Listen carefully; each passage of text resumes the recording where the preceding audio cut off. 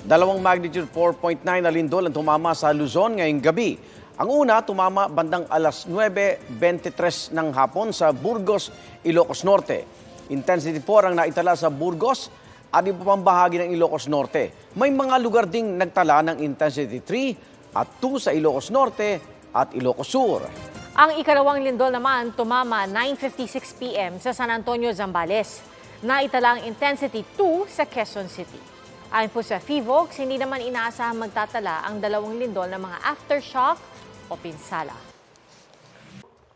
Mga kapuso, saksihan ang unang pasok ng mga balita. Maaaring mapanood ang Saksi at ang iba pang GMA Newscast sa youtube.com/GMA News. I-click lang ang subscribe button. At sa mga kapuso abroad, maaari po kaming masubaybayan sa GMA Pinoy TV at www.gmanews.tv.